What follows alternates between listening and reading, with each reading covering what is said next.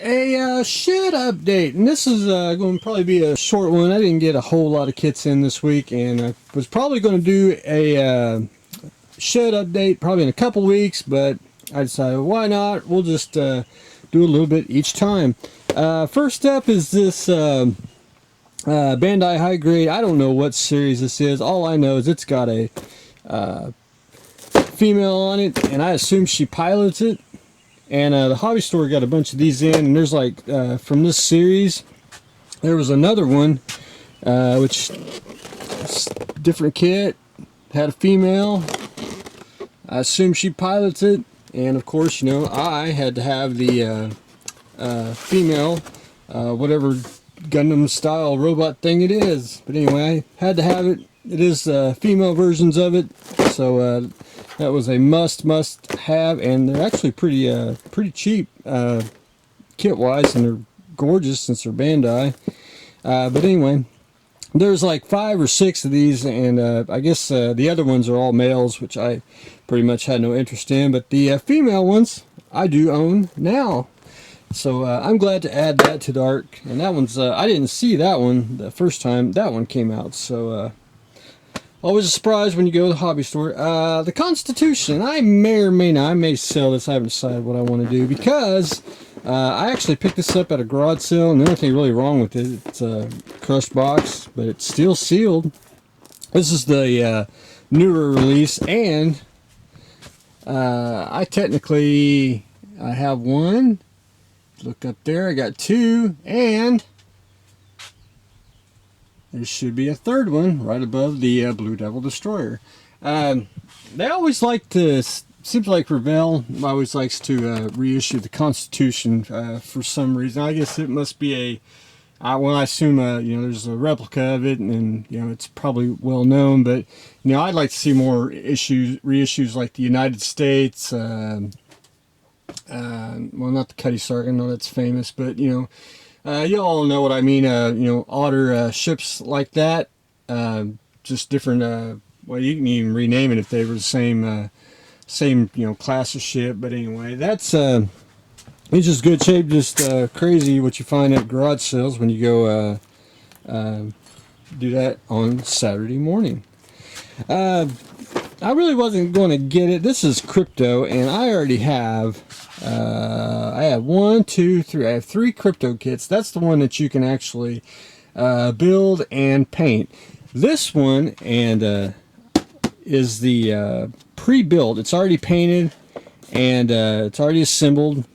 But the hobby store got this in, and I wasn't really planning on getting it, but I went ahead, and I'm never going to open it. I'm going to leave it, since I got it in the brown box, and it's actually in just tip-top shape. So I'm going to actually just and it was just one of those spur of the moment buys. I decided, well, I'll get it, add it to the art, because it's basically you know, even Monarch's last kit here of the monster scene kits. You know, I'll never take them out of the box, even out of this brown shipping box, because it does say Monarch on it. But anyway, I thought this would be a collectible down the road. I mean, it'd probably be way down the road, but I thought it was, and plus I like the unique brown box method. It reminds me of the if you can see it down there, the MAK boxes. They used to do the brown in the 80s. They used to do like a real light brown box, which I thought was just unique. You could spot it really quick than any other kit on the shelf. But anyway, that's if you want to see it, I just Google Mobius's Crypto Dog, the pre-built one, which is pretty nice anyway.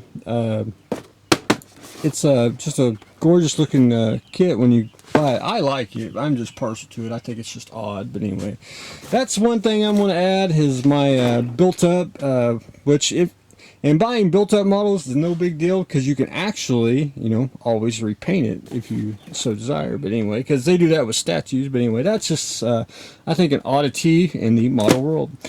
This was in clearance at a craft store, and this is the First Order Special Forces TIE Fighter, which I only had, this is my second one. I got first one over here.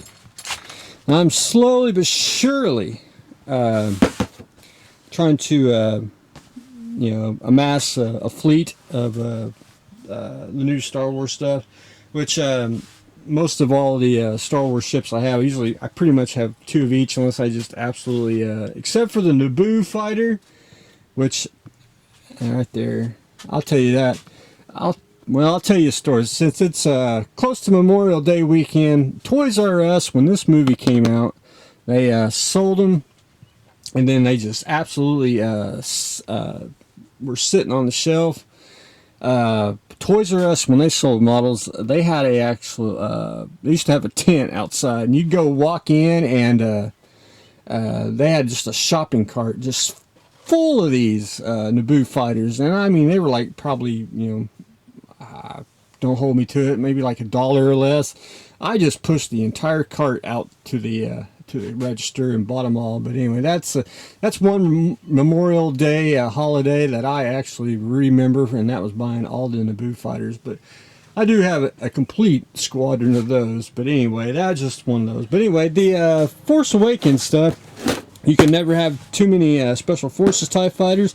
And I want, and I know Bandai's got it, but I'm hoping someone else will have it too, so I can get the, I like to have a little bit of everything, and that's just a standard TIE in the First Order paint scheme. But anyway, hopefully, I got 2 of those. I got an empty box. One of them's a, like this one here, I think. Yep, maybe. That's the English version of the Resistance X-Wing. I need to get another X-Wing to put in that box, and then I'll have a complete kit, And then, of course, I want another Kylo Ren's shuttle, so we can paint one white and make just a First Order shuttle. But anyway, I'm slowly but surely getting me, and these are, and I know people don't care for them, but I think they're great kits. I think they build up to nice models.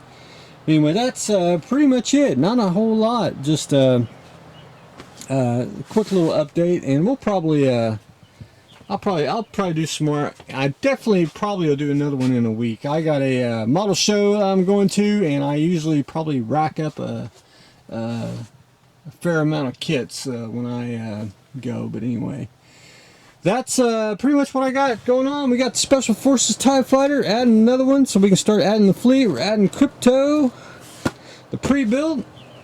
Constitution's up in the air. Just can't decide what I really want to do yet. And adding a nice female pilot robot lady to the, I wouldn't call it the Gundam shell, but we'll call it the Gundam side on the animated shelf here. But that's what I got going on today, the filling of the Ark. So stay tuned for the next exciting episode.